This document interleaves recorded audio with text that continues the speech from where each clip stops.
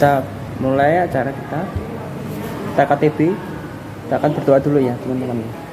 Terima kasih Bapak surga atas kesempatan yang telah Engkau berikan kepada kami.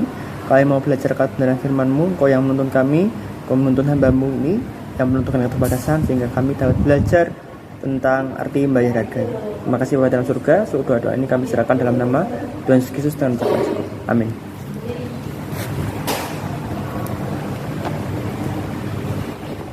Kita akan membuka ya di halaman 144 teman-teman ya.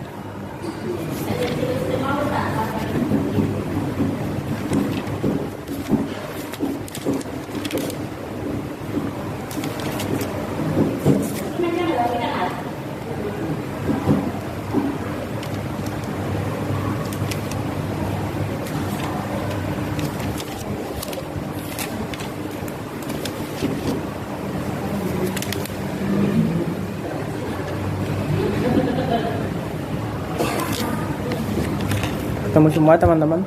Ya. Ayo satu lagi. Ya. Jadi ada seorang anak remaja. Anak remaja ini adalah orang yang nggak takut Tuhan ya, kriminal ya. Nah dia tuh bisa memakai senjata api teman-teman. Dan remaja ini begitu beringas dan kemudian ia menodongkan pistolnya ke arah seorang yang bernama Casey ini. Jadi tiba-tiba dia ditodong, diarahkan semenapannya itu ke Casey. Dia tanya, kamu percaya Yesus apa enggak? Tanya. Ya, saya percaya kepada Yesus. Dan tragisnya itu adalah kata-kata terakhir Casey. Dor, tembak. Jadi Casey itu ditembak mati. Dan pada pemakamannya, ajaibnya 75 orang temannya menjadi Kristen, percaya kepada Yesus. Mereka melihat iman Casey itu begitu nyata ya. Kok bisa ada orang kayak gini sehingga mau mati untuk itu, dan mereka menginginkan seperti itu juga. Kalau misalnya itu terjadi pada teman-teman dan ditanya, apa kamu percaya kepada Yesus? Apa jawaban teman-teman?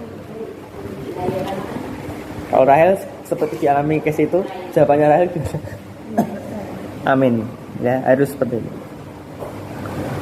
Jadi memang sini kita akan belajar bahwa iman kepada Yesus ya itu membayar harga yang mahal. Kita perlu membayar harga yang mahal untuk iman kita kepada Yesus Kristus.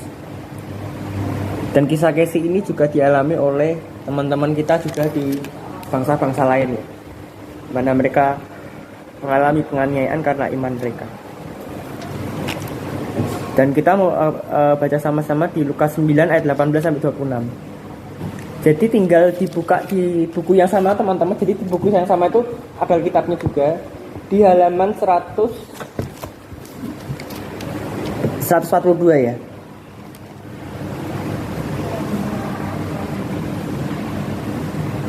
Halaman 142 ini.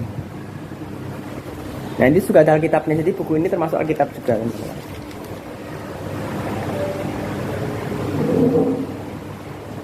Lukas 9 18 sampai 26. Tadi udah ketemu? Jadi di halaman 2 di 142 halaman 142. Udah ketemu? Ya. Satu ayat ya. Mulai dari aku, Rahel, Dion dan seterusnya ya. Dari aku. Siapakah Yesus itu? Pada suatu hari ia sedang berdoa seorang diri. Murid-muridnya berada tidak jauh dari situ. Lalu ia menghampiri mereka dan bertanya, menurut orang banyak siapakah aku ini?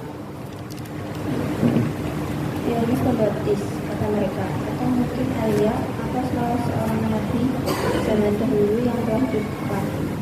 Kemudian Yesus bertanya kepada mereka, menurut kalian siapakah aku ini? Petrus menjawab, Mesias, Kristus dari Allah. Yesus berusaha tegas sangat kepada mereka agar hal ini tidak dikatakan kepada orang lain. Aku anak manusia harus mengalami banyak penderitaan, katanya.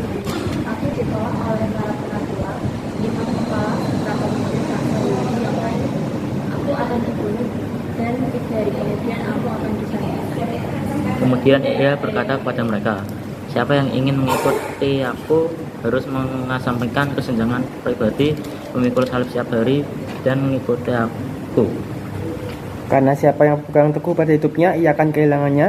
Namun siapa yang menyerahkannya untukku, ia akan menyelamatkannya. Nah, Apakah?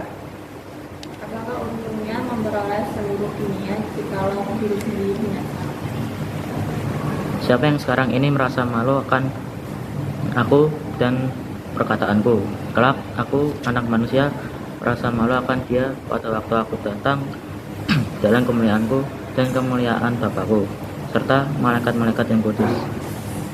Oke, amin. Ya, jadi yang dialami oleh Casey teman-teman itu adalah memang sebuah ilustrasi ya, tapi itu sebuah gambaran dari kisah nyata yang dialami oleh murid-murid Yesus di dunia ini. Jadi pada masa Kristen awal, murid-murid Yesus itu dikejar-kejar, dianiaya, mereka jadi martir. Jadi martir itu adalah mereka yang mati karena imannya. Jadi mereka ada yang disalib, ada yang ditombak, ya, ada yang dirajam. Nah itu karena iman mereka kepada Yesus Kristus. Seperti juga Casey juga ya, dia menjadi martir kayak gitu. Itu yang dialami oleh saudara-saudara kita seiman di seluruh dunia. Nah jadi kita bisa melihat di sini bahwa saat kita menjadi seperti murid-murid Yesus dan Casey, kita kenal siapa Tuhan kita Yesus Kristus, itu kita akan bersedia untuk membayar harga kita untuk mengikutinya. Kita akan rela mati bagi Tuhan. Tidak hanya rela itu saja, tapi kita rela mati bagi Kristus itu. Nah, apa sih yang bisa kita pelajari dari sini? Yang pertama adalah mengikuti Yesus itu berarti menyangkal diri dan memikul salib. Ayat 23. Menurut teman-teman menyangkal diri itu apa sih menurut teman-teman? Kalau Aldion tuh menyangkal diri itu apa menurut Aldion? Ya misal kayak kita tuh kepinginnya tuh males kayak ke gereja, tapi kita tetap ingin karena kita percaya di Yesus. Ya oke, jadi tetap memaksa diri kita gitu ya berarti. Kalau daerah menyangkal diri itu apa sih? Kayak tidak mau mengakui tentang diri gitu. Contohnya kayak gini. Namanya kayak gak percaya sama kemampuan sendiri. Oke. Jadi itu kemampuan sendiri gitu ya. Nah seperti itu. Nah jadi mengikuti Yesus itu saat kita menyangkal diri dan mengikul salib kita. Menyangkal diri itu artinya apa sih teman-teman? Menyangkal diri itu kita mengesampingkan kesenangan pribadi kita demi melakukan kehendak Tuhan. Itu ya. Artinya jadi menyangkal diri itu saat kita mengesampingkan kesenangan pribadi kita demi melakukan kehendak Tuhan. Nah kayak tadi contohnya ya. Ini jam ke gereja, kayak gitu kan jam kerja, tapi males. Teman-teman pilih taat. Ya. Teman-teman pilih taat ke gereja. Melawan rasa malasnya itu menyangkal diri. Misalnya ini PPA jam 4 sore, ya toh. Teman-teman habis pulang sekolah. Capek, itu mau tidur, mau nge-game. Tapi memilih PPA. Nah, itu adalah menyangkal diri. Kayak gitu. Dan juga contoh-contoh lainnya. Gitu ya. Jadi ini ya, gitu ya. Halaman 144. Itu memikul salib apa kira-kira? Memikul salib itu saat apa sih?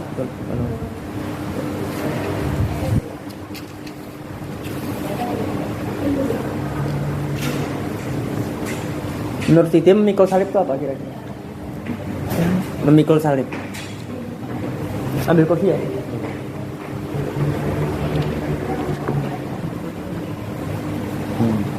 Pas. Percaya di atas kerja keras sendiri. Percaya di atas kerja keras. Oke. Kalau Rahel, memikul salib itu kayak gimana?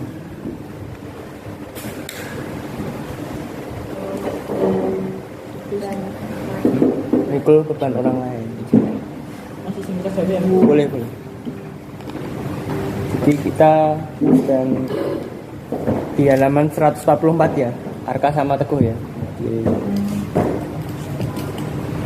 Jadi memikul salib itu seperti ini teman-teman ya. Jadi pada masa dulu, pada zaman Tuhan kita Yesus Kristus itu, salib itu adalah hukuman untuk orang-orang yang menjadi penjahat ya. Jadi orang-orang penjahat itu hukumannya pasti mati. Salib itu sendiri. Jadi orang-orang yang salib itu pasti mati. Jadi memikul salib sini itu adalah saat kita mematikan kedagingan kita, saat kita mematikan sifat-sifat jahat dalam diri kita, kemalasan, egoisme, menang sendiri, yang nggak peduli. Nah, itu kita memikul salib. Nah itu ya teman-teman ya. Jadi mengikut Yesus itu berarti menyangkal diri dan memikul salib. Menyangkal diri tadi apa? Yaitu mengesampingkan keinginan pribadi demi melakukan kehendak Tuhan. Memikul salib itu berarti kita mematikan keinginan daging, sifat-sifat jahat dalam diri kita. Nah selanjutnya yang kedua apa? Yang kedua, poin kedua adalah jangan menyangkal Yesus apapun kondisinya. Jadi jangan menyangkal Yesus apapun kondisinya. Jangan kita mengkhianati Tuhan kita Yesus Kristus. Kayak Casey tadi ya teman-teman ya. Jadi Casey tadi, untuk teman-teman yang belum hadir ya, Casey tadi itu dia ditodong. Kamu percaya Yesus apa enggak? Kayak gitu. Terus dia ditembak, dor kayak gitu. Ya dia tetap setia pada imannya pada Tuhan Yesus Kristus. Itu ya teman-teman. Jadi jangan menyangkal Tuhan Yesus Kristus apapun kondisinya. Iman itu lebih berharga daripada segalanya teman-teman ya. Iman itu jauh lebih berharga dari segalanya. Jadi yang dialami Casey itu bisa saja kita alami juga. Mungkin negara kita aman-aman aja, tapi kalau kita perang bisa saja dialami oleh kita juga. Bayangkan saat kita ditodong kayak gitu. Kamu percaya Yesus apa enggak? Kalau saya kamu mati kayak gitu. Itu sangat sulit teman-teman. Jadi jangan sampai menyangkal iman, jangan sampai menyangkal Yesus Kristus, jangan sampai meninggalkan Tuhan kita Yesus Kristus. Nah, kenapa teman-teman? Karena kalau sampai kita menyangkal, nah kita kehilangan keselamatan kita, kehilangan tempat kita di surga. Karena Tuhan Yesus sendiri berkata kalau seseorang tidak mau mengakuinya di hadapan publik, maka Yesus sendiri tidak akan mengakui kita di surga. Itu sih teman-teman. Jadi pada hari penghakiman kesetiaan kita kepada Yesus itu akan dibalas dengan berlimpah di kekekalan nanti, ya teman-teman. Nah ini ada kisah teman-teman ya. Ada seorang namanya Jim Elliot ya. Nggak tolong bacakan ya Arka ya. Yang Jim Elliot adalah seorang misionaris. Tadi halaman berapa? 145.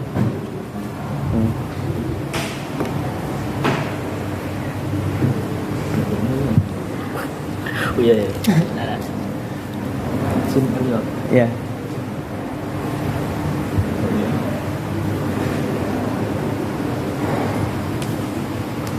Seorang anak remaja ini mas.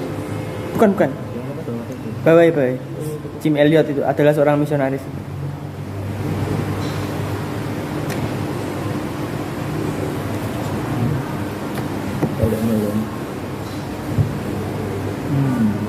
Oh ini nih, oh ya. Ya. Jim Elliot adalah seorang misionaris yang hidup berlandaskan kebenaran ini.